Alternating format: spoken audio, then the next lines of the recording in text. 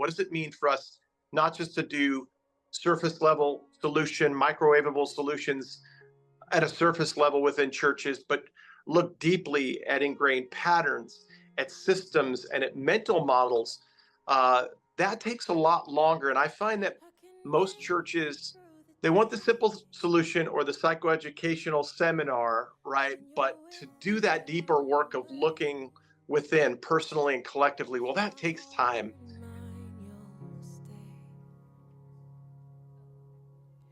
I can make it through the night. So if an organization is able to cover up wrongs and continue to exploit others for their own gain, then they might learn tactics that work and don't work so they can become more effective at covering things up. And they become more entrenched.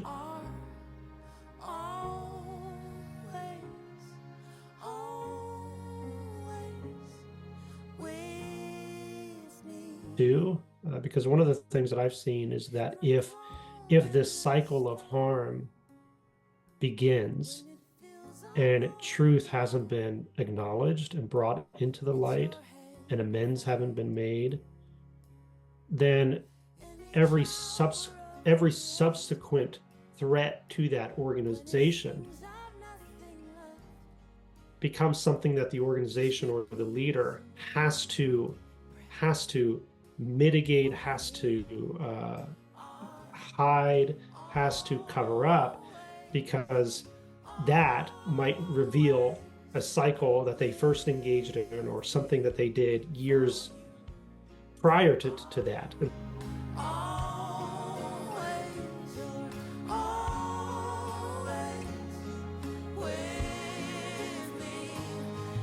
Generally, the pastors I work with have been living in dysregulation for a good number of years, and they've not done the work of addressing their own trauma.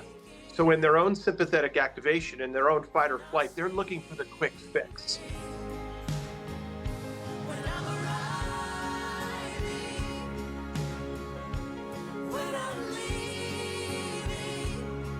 Hi, everybody, and thank you for joining us for another Grace Live conversation.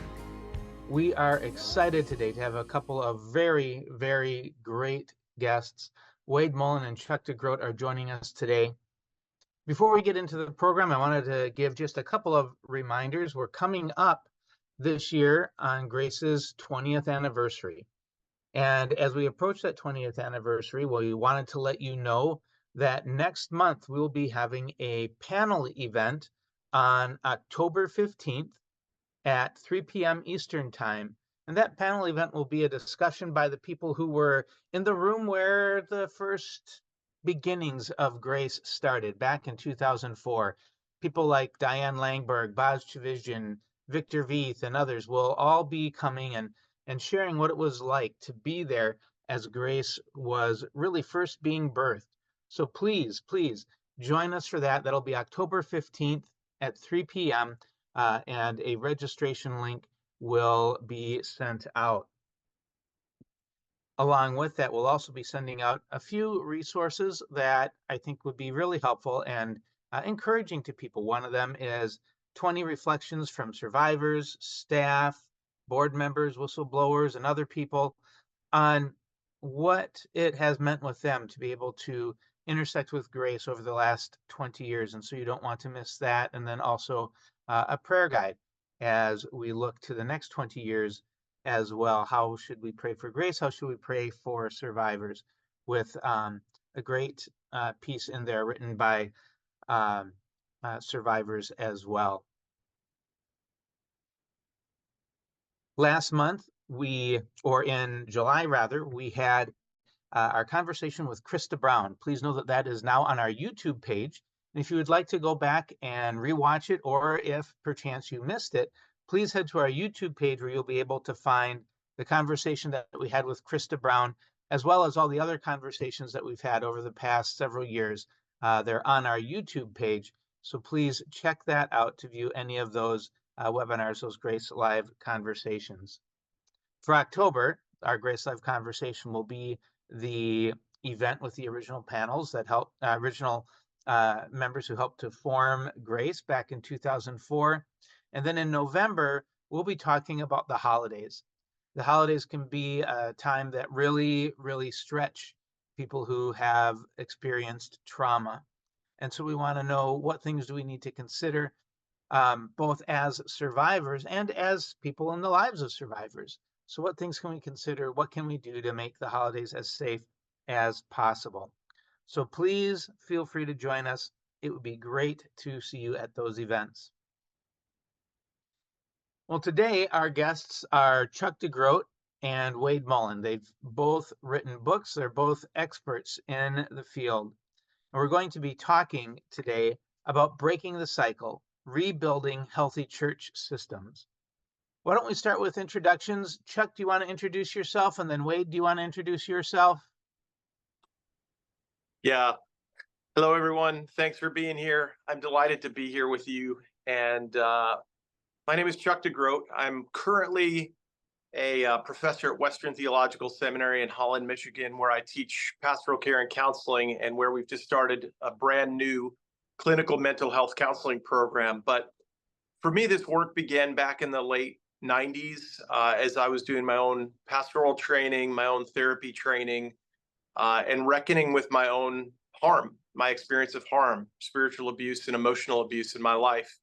And then beginning to do that work back then. I've been married for 30 years. I've got 2 adult daughters. My oldest just got married and is now a student of mine in this clinical mental health counseling program, which is a lot of fun. And I've got a new book coming out called Healing What's Within on October 8th. Great. Wade?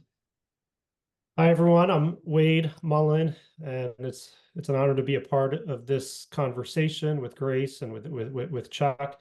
I am currently serving as an assistant director of institutional response at Grace, so helping them with assessments and independent investigations.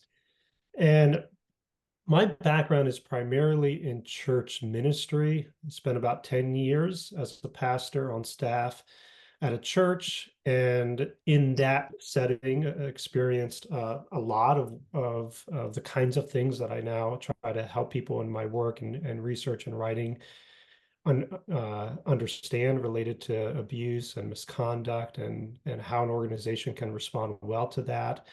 I did my PhD research on how evangelical organizations respond to events that might threaten their image. And that research and that work was largely influential in opening my eyes to the various tactics of control and coercion that we might see in organizations and within individuals who might be harming others. And so that research and my experience also gave rise to a book that I wrote a few years ago called Something's Not Right: Decoding the Hidden Tactics of Abuse and Freeing Yourself from Its Power, which is primarily an attempt to help people who find themselves in a place where they know at least that something's off, something's not right, there's harm that is happening to them or to others, and they just can't quite find the language to describe it.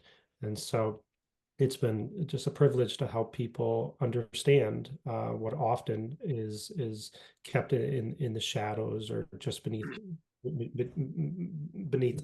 the surface. So it's a little bit about me, and it's an honor to be a part of this. Awesome. Well, thank you both for joining us. My name is Pete Singer. I'm the executive director of Grace.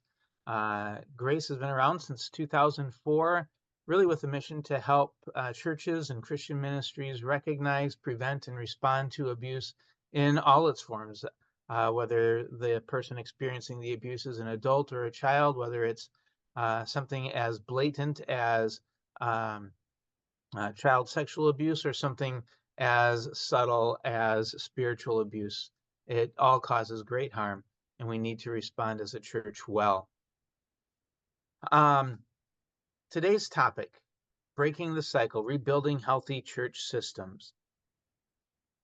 We're really looking to being able to identify what is the cycle and how do we break it. So I guess the first question would be,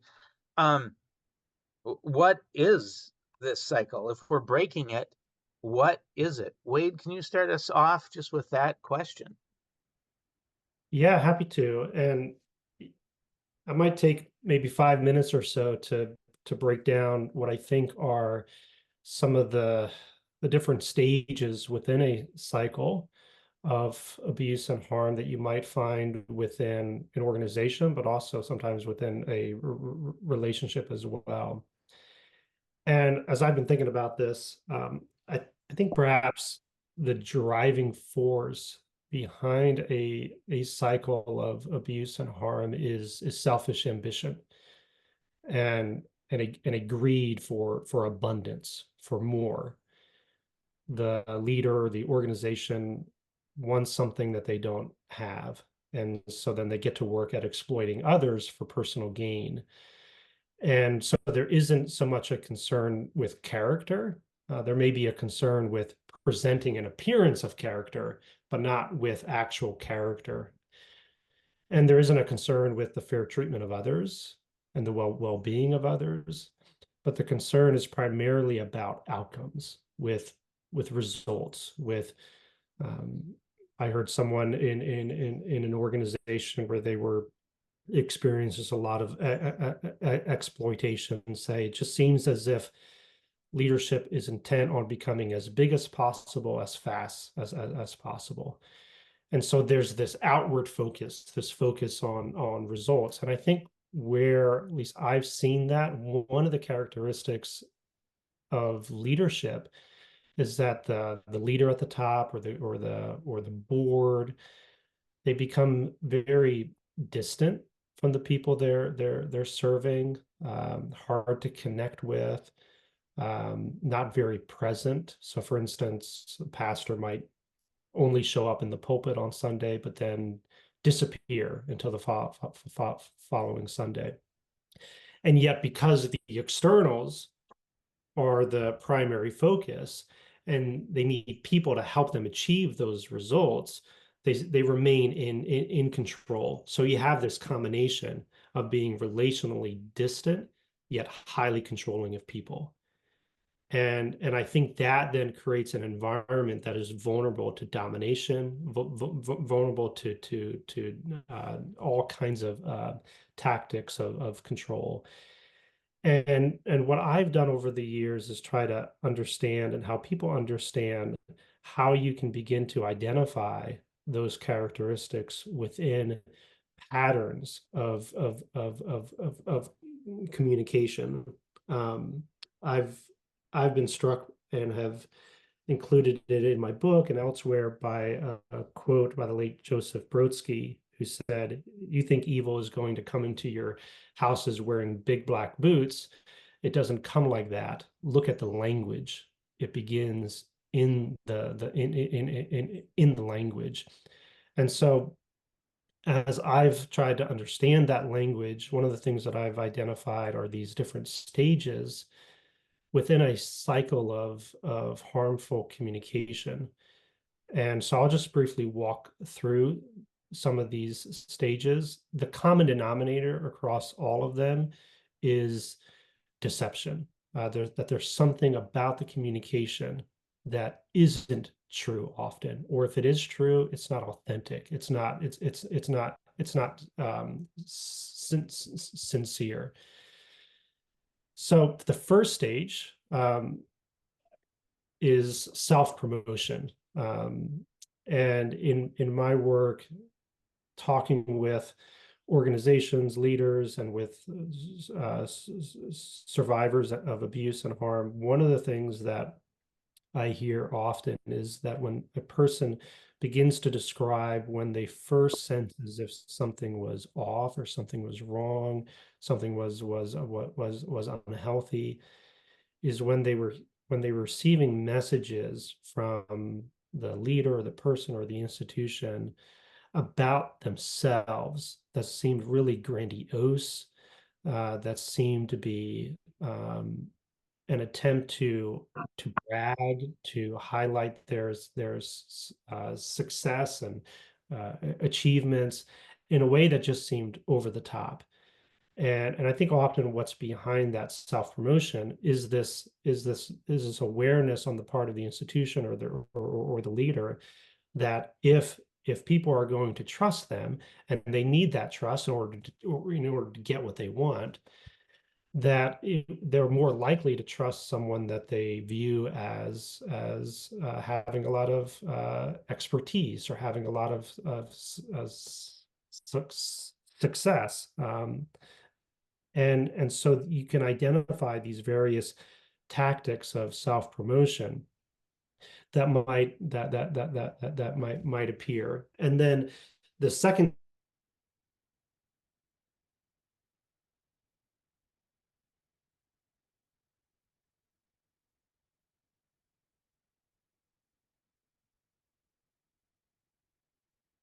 Wade, I think you're frozen.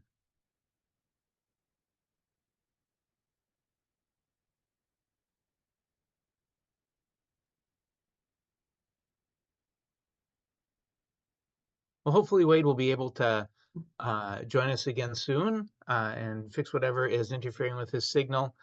Chuck, what are your thoughts on the cycles that we often see? I know you're not going to be able to complete Wade's list of cycles in communication, but just different thoughts that you have on the cycle that we are attempting to break.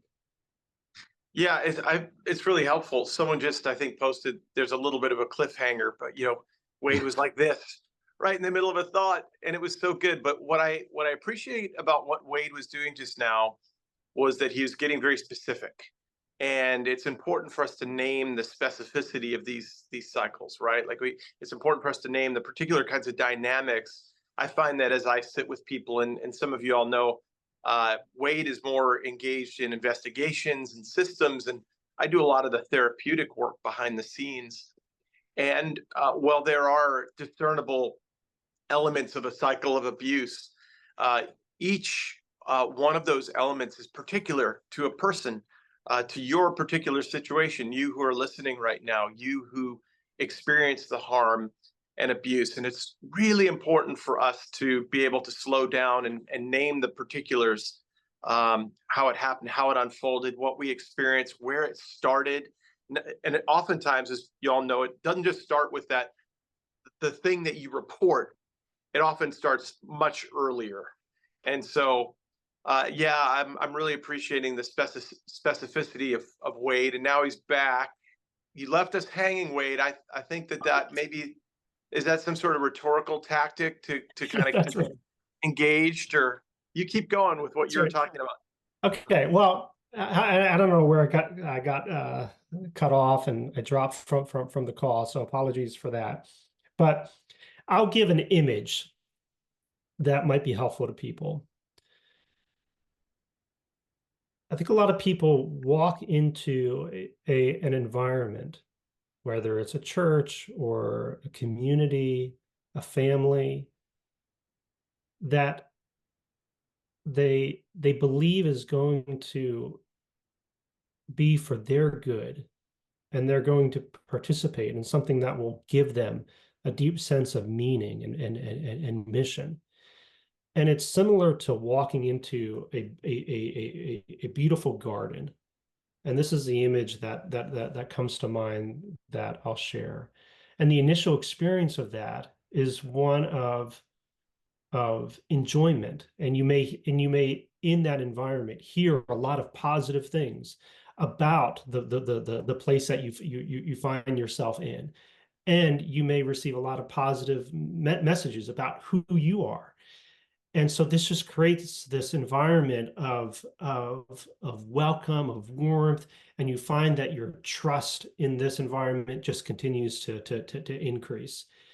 But then along the way, what people might begin to experience, if that garden is just a mirage, if it's just a trap, if it's just been created to win people over, to bring people in, to eventually use them, then people might begin to hear messages that seem a little off. that maybe there's some deception worked into it.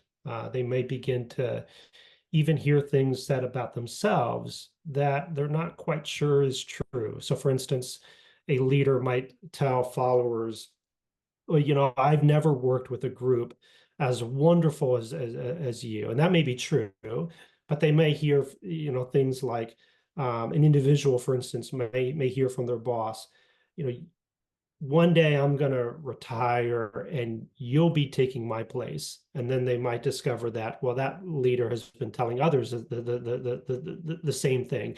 So those are very specific examples that I've heard in multiple matters. But it illustrates how people begin to, in the midst of this, begin to identify messages that seem to not quite be right. And then what that gives rise to, I think, is this sense of fear. And so this garden experience begins to slowly transform into, I'm not quite sure this is what I thought it was. And you get this sense of fear that maybe I am being used, maybe this isn't a safe place. And then what I think sometimes people find themselves in is, over time, they realize that the ground beneath them in this garden is kind of giving way. And all of a sudden they look up and they discover that they're in this pit below the garden, and they're surrounded by walls. And they feel as if, and I talk about this in my book, about this dismantling process. They may feel as if now they no longer have the voice that they thought they would have. They don't have agency. They don't have control. They don't know what's true anymore. So they find themselves in this place of feeling confused and captive. And also, there's this deep sense of betrayal, because you walked into a place that you thought was going to be one thing, and it ended up over time being something very, very, very, very, very different. And so in that stage of dismantling, of kind of finding yourself in this pit, you hear a lot of intimidating language, especially if there's a sense that the organization or the leader has that your story of harm might get out to others, or you might file a complaint, or you might report. And so all of a sudden, what was once very charming language turns into very threatening language. So you might be intimidated, or you might be coerced with all kinds of threats. And then another stage is one that I call silencing, because what the organization or the leader might attempt to do is still maintain this mirage, maintain this garden for others. But meanwhile, there are people who are experiencing this profound betrayal, who are in this sort of pit below the garden, that the organization doesn't want other people to know about. And so there's all these tactics that an organization or a leader might engage in to silence people. An NDA, for example, is one tool that an organization might use. So there's that stage, and then there's these stages that I call defenses, where if, let's say, some of these stories begin to emerge of harm and abuse, then the leader of the organization might get to work at defending themselves. And so one of the pieces of research that I really appreciate and would recommend to people is the work of Jennifer Fried and her concept of DARVO, which is an acronym that stands for Deny, Attack, Reverse Victim, Offender. And so at this stage, you might begin to see all of these defenses that the organization or the leader begins to put up to maintain their right to have power, but there's still a lack of truth, and those deceptions are filled with, I mean, those denials are filled with all kinds of deception. And then another stage is sometimes those denials don't quite work, or there's enough evidence or information that is coming to light that they realize that they need to concede something. They need to acknowledge that, yeah, there's been some harm, but they won't speak the truth about that. And so they might offer a fake apology. They might say something like, well, if any mistakes were made, or we're sorry if anyone was harmed. And so it just falls short of acknowledging what's really true. But they're willing to concede something in order to maintain that image that is so important to them. And then the last stage is, if that works for them, then they might get back to work at demonstrating to others and to a watching world why they are worthy of trust. Even though they've been acting in ways that are not worthy of trust, they're getting back to work at that self-promotion. So they've experienced a crisis, they've experienced a scandal, they've experienced maybe what they perceive to be a dent to their image. And so they're going to get back to work at repairing that image. And so that then begins the cycle all over again.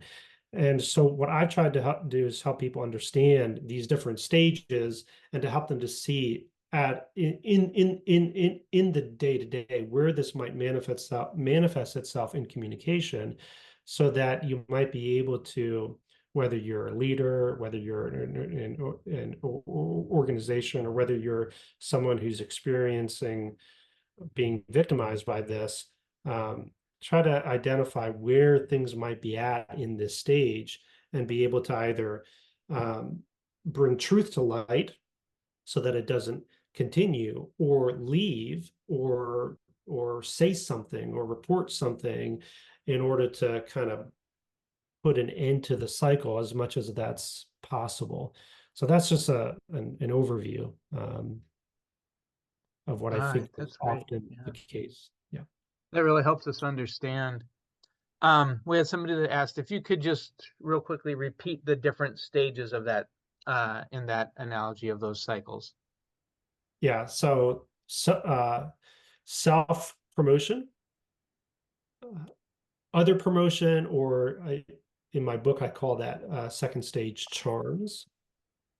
And then the third stage is dismantling, where a harmful, abusive leader or an organization might get to work at dismantling people's inner world, so their sense of agency, their sense of respect and worth, and also dismantling their outer world, so their connection to support networks, or their connection to resources that might give them insight into what's happening.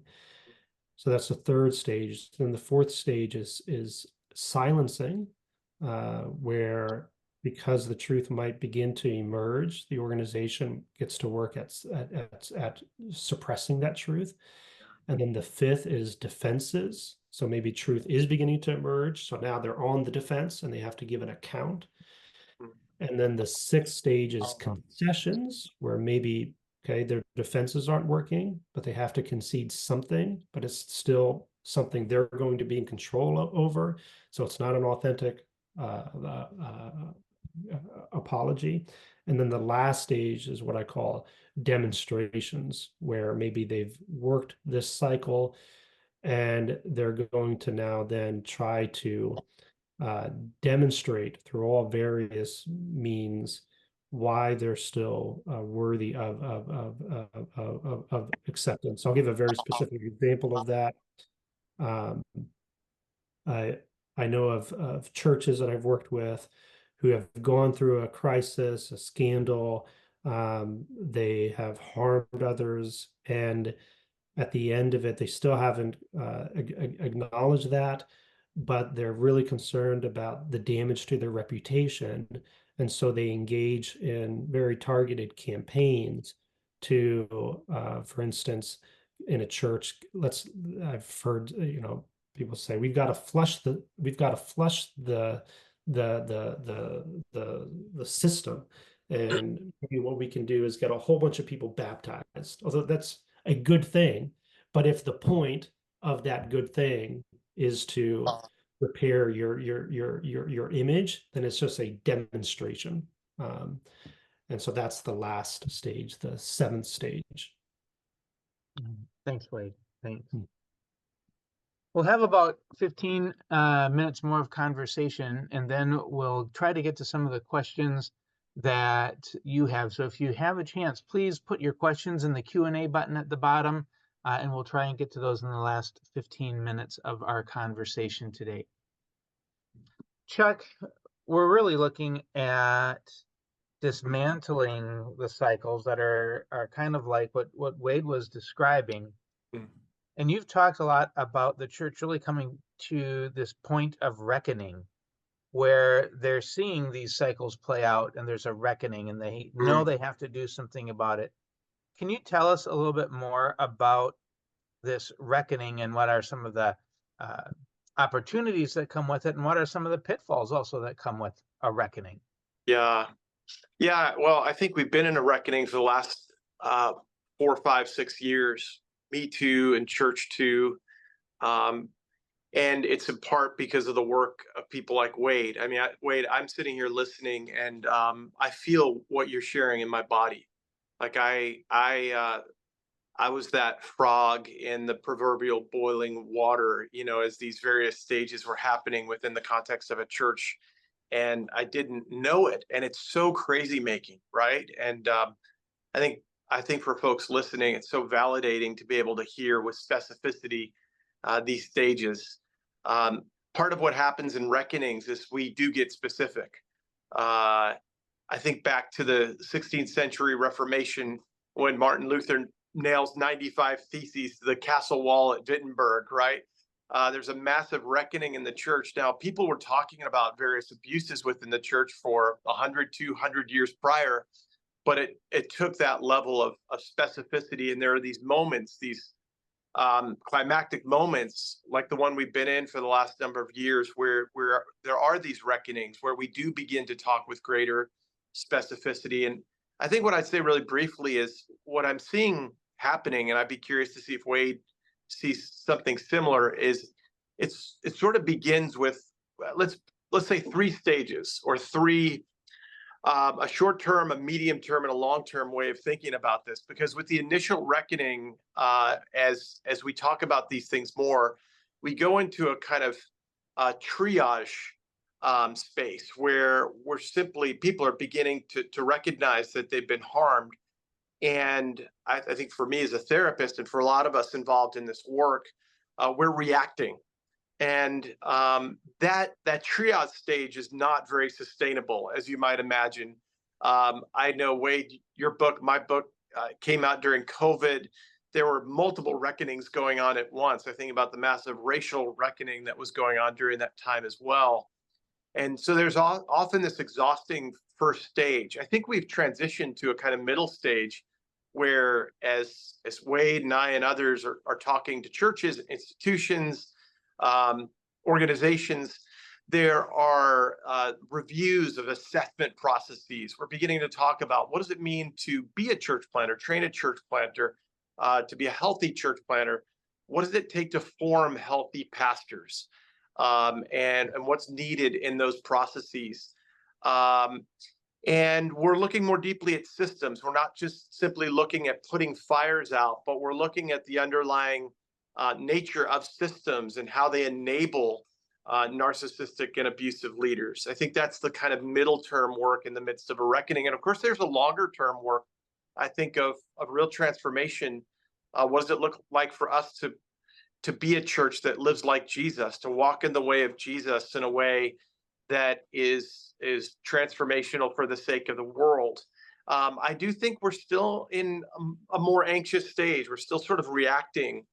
But it's so important, and I'm sure the listeners felt it in their bodies too, Wade, as you were sharing these stages. It's so important for us first to reckon with what's my own experience, to get detailed about my experience and begin to do the work of healing within, of course, which leads to us gathering together in ways that we begin to heal collectively. Yeah, that's great. That's great. So we're looking at really dismantling this cycle, breaking the cycle. We see the cycle. We've come to a reckoning where we realize now is the time. We must take action. And some leaders do see the need for change, and some don't. What does it look like when a leader actually sees the need to change and starts taking action? Wade, you had some thoughts on that, and Chuck, I'm sure you do too. What does it look like when the leader sees the need for change and actually starts taking action to break the cycle, to rebuild healthy systems in a church? Yeah, I think to echo some of what Chuck just shared is that part of that process includes acknowledging what's true and being willing to put all of the parts of the system, all of the factors at work on the table, and holding all of that with an open hand and inviting others to speak into that, hearing from those who experienced harm and abuse. So it's just learning as much as you can, and that's something that I think we're making progress in, but we can do more. So some of what I think the just to be very practical, maybe some of the reactive steps taken is when an organization goes through something in which they come to realize that, okay, we really need to change. They might begin with having their policies looked at, which is good, or they might begin with let's have a training on abuse, on preventing abuse, on responding well to abuse, on trauma. But I think to take a little bit deeper, what's needed is for organizations to go beyond that and cultivate an ongoing environment of learning and education. So I try to encourage, instead of necessarily training, encourage education. And what that might look like is an organization that's willing to not just, for instance, have everybody complete a 1-hour online video once a year as part of a checklist, but to have conversations about this, to have it incorporated in sermons, to have a library on these topics, and so to cultivate an environment of learning, because that's really where learning often takes place. So, for instance, if you can talk to people about what does it look like for someone to be groomed, for instance, can you describe the signs of grooming? Let's talk about it, because often if you're only going to a training, let's say, and then taking a test, you can achieve that in a very short time frame. But can you 3 months later sit down and have a conversation about it and talk about what you learned? And so that's just a practical way that I think we can go beyond some of the reactive steps of saying well, we know that this will be good, but how do we become a place? How do we become an environment that is safer? Yeah, I think that's good. I think it's really important that you're naming the reactive piece too, Wade, because I see that a lot. And I think in the midst of this reckoning over these last 4, 5, 6 years, what we've seen are leaders who are awakening to this. But I think oftentimes in the midst of the reactivity, which is to say, in the midst of an autonomic nervous system that then goes into this sympathetic fight or flight kind of mode, it's like, what can I do to fix this? And the solutions are often behavioral and surface level.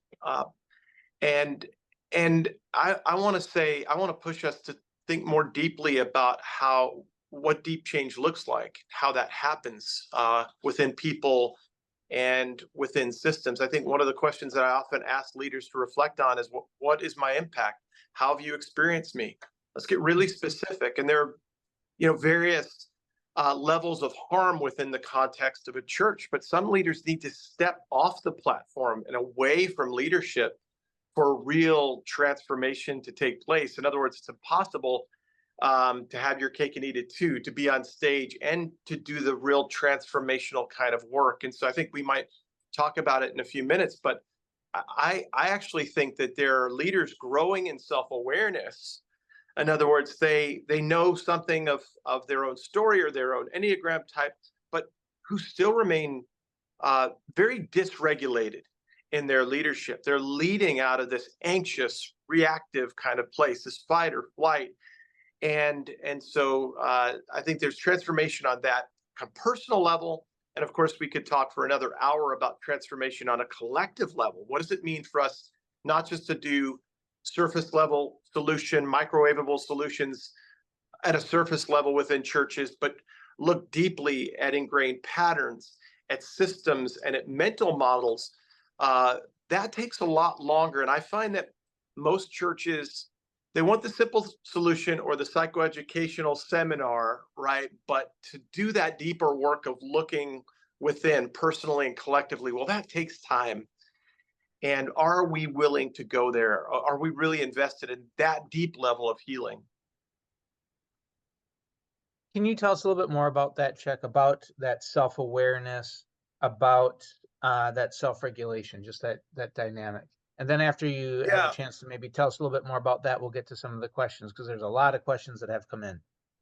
Yeah. So 25 years ago, when I first started doing this work, there are very few pastors interested in self-awareness, right? So that was kind of an interesting dynamic. And by the way, spiritual abuse was happening 25 years ago. It's not just in the last 5 years or 10 years or 15 years.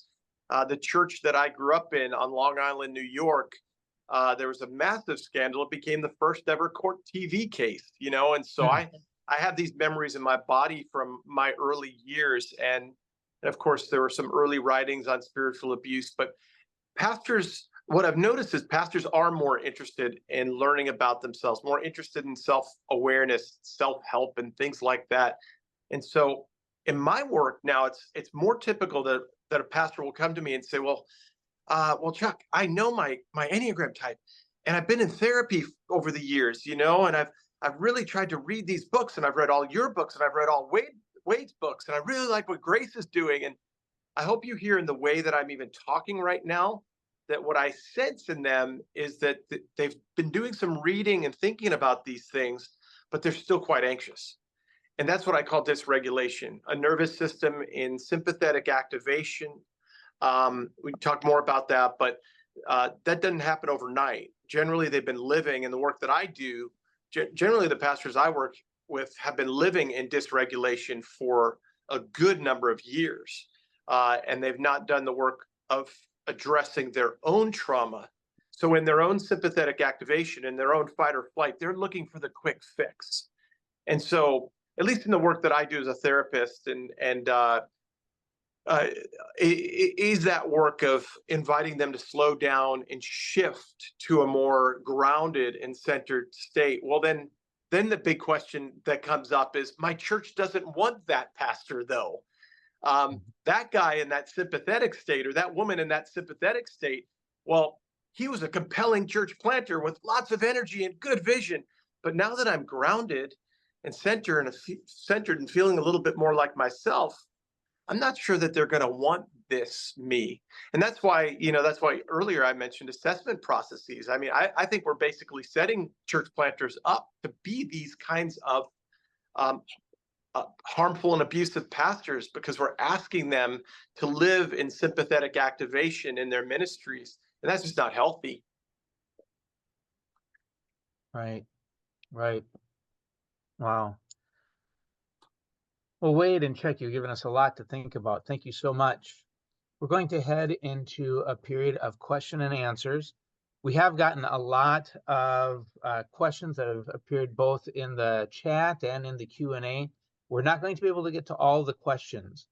So if you could please email us any questions that we are not able to get to today, that would be great. And then Chuck, Wade, and I will try to answer them and post the answers to some of these questions. For that email, you can email us at info@netgrace.org, and then I'll coordinate with Chuck and Wade in getting some of these questions answered. Again, that's info@netgrace.org, and we'll try and answer as many of those questions that come in as possible. The first question that's come in, what happens? So we've got these stages that Wade talked about. What happens after the last stage? What happens to the church? Does the church disintegrate? Does the pastor leave? What happens after that seventh stage? Well, it all depends, of course. Every situation is different. Sadly, what continues to happen in many cases is that cycle is reinforced and is strengthened over time. And so if an organization is able to cover up wrongs and continue to exploit others for their own gain, then they might learn tactics that work and don't work so they can become more effective at covering things up.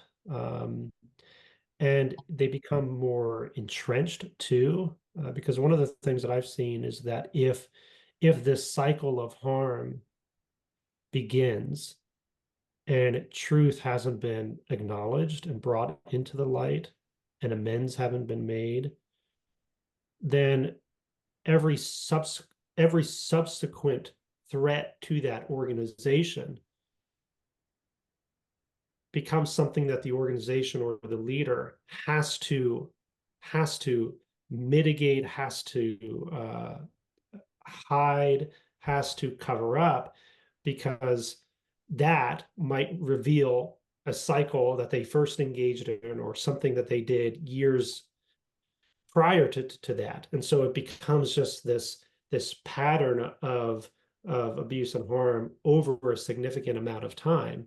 And so that's why you can find organizations in which, and leaders who have been engaging in harmful behavior for decades. And finally, the stories of survivors are beginning to come to light. And what needs to happen at that point is sometimes, the place just needs to be, in an honorable way, shut down. We've seen that happen with some. Sometimes there needs to be a change in leadership. Often what sadly happens is the organization might think, well, if they just replace the key leader at the top, then maybe that's the lead or senior pastor, then that will bring change to the whole system and the whole environment. But what sometimes happens is the system is looking for someone like that person who caused the harm, and they're not doing that deep work.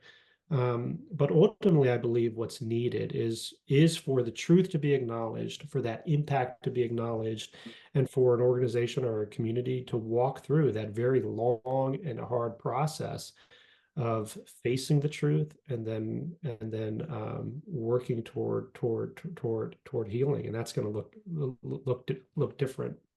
Yeah. Wade, I think what I just heard you say, and this is what I often say, I think just to summarize it, is systems will often either double down and support the leader. They'll scapegoat the leader. They'll say, if we get rid of this leader, we'll be fine, but they'll bring in a leader just like that. Or they'll move toward doing the deep systemic work. And that's what we want to see, but that often takes longer. And is the system, the institution, the church, the organization willing to commit to that? So yeah, that's such a good summary. Right. We also have another question. A couple of questions have come in. One about how can a church safeguard itself, and another, how can churches screen pastoral candidates so they don't end up in these situations? Really gets to and other questions about prevention. How can you prevent this from happening, whether it's by screening the pastor or other steps that the church might take? How do you prevent this from happening?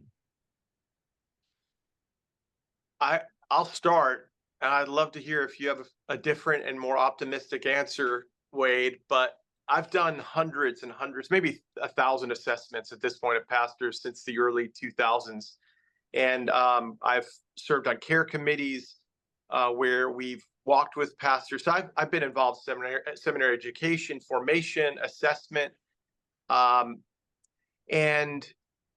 what is painful is that you can identify some things early on through an assessment process, and even create a plan for care, and that pastor may engage that, but despite the formation, despite the assessment, despite the early mentoring, what we'll see oftentimes is, as a pastor finds, let's just say, his way into the church and onto the platform, and as he gains power, a lot of that is left behind. And with more power comes more anxiety, becomes more insulation, and despite the good assessment, despite the good formation, and I'm talking about pastors I've walked alongside, or candidates or students who I thought, I think this person's pretty healthy, 10 years down the road, engaging in harm.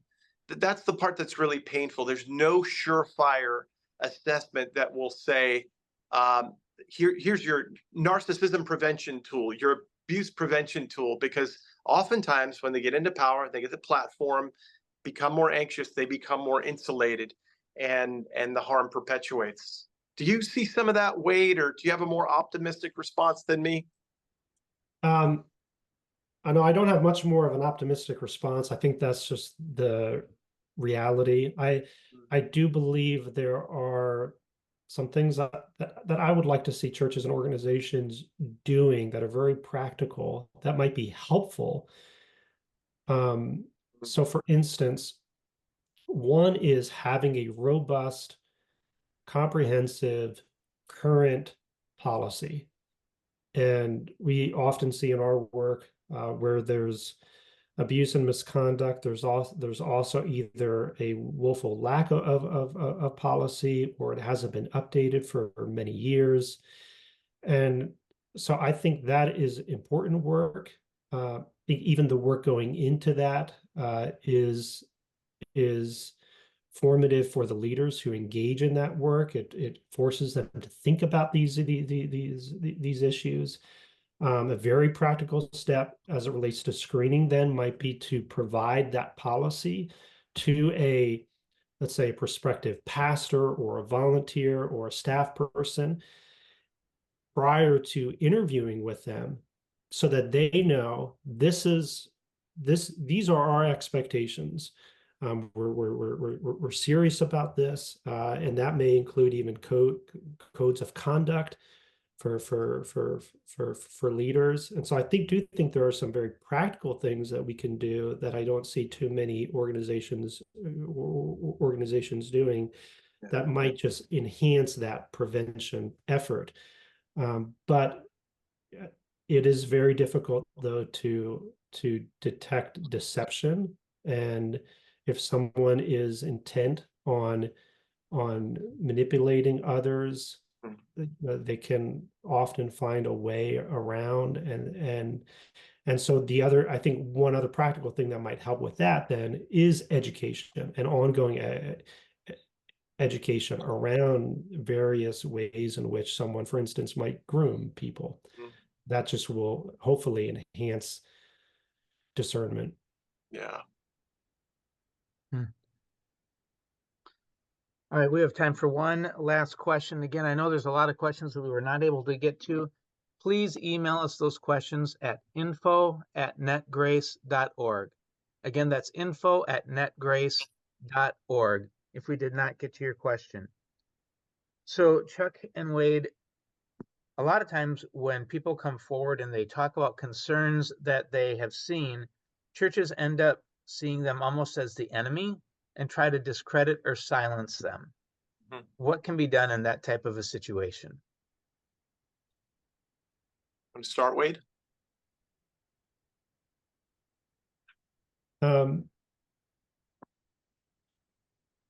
If you're the one who's experiencing that discrediting and silencing, I think one thing that's helpful is to begin to maintain an inventory of that, because part of what often happens in that process is this gaslighting that you might receive, an attempt to make you believe that what you've seen, what you've experienced isn't actually real.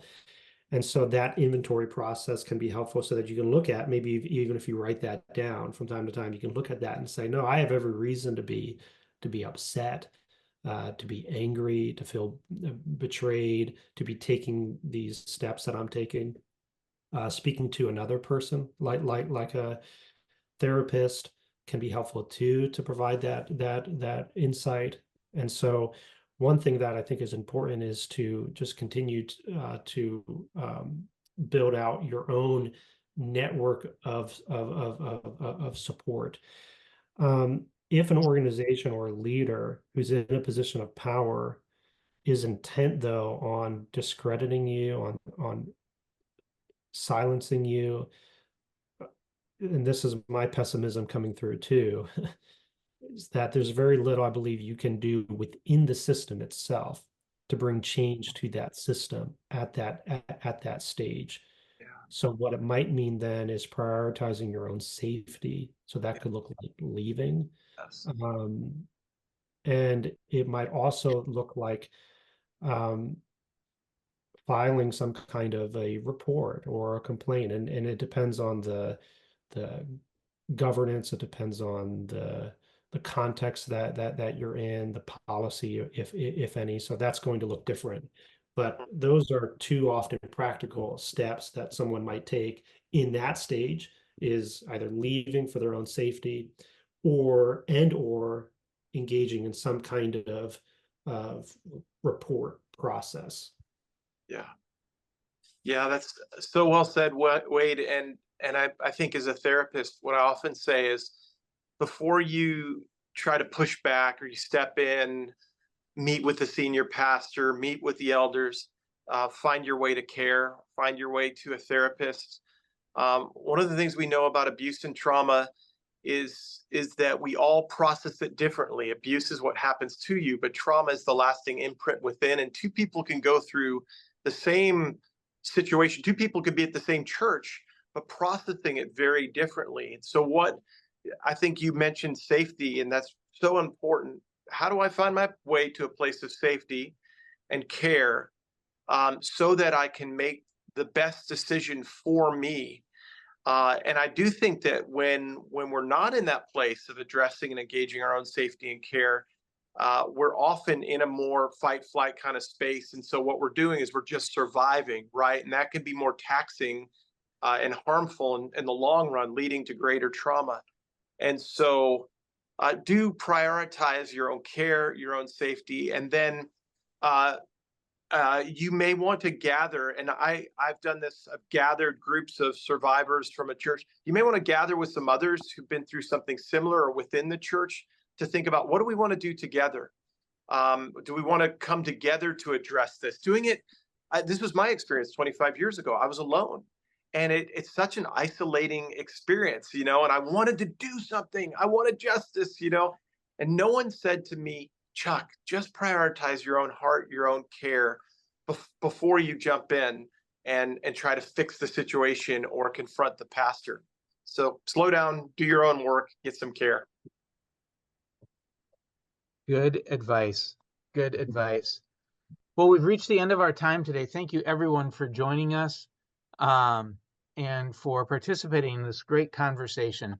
Again, many questions that we didn't get to today, if you could please email them to us at info@netgrace.org. Within about a week, this program will be on our YouTube channel. So feel free to check out our YouTube channel to see this program, as well as others that have already occurred in the past. Again, a reminder that next month, October, our Grace Live conversation will actually be a panel of guests from the founding of Grace. Diane Langberg will be there.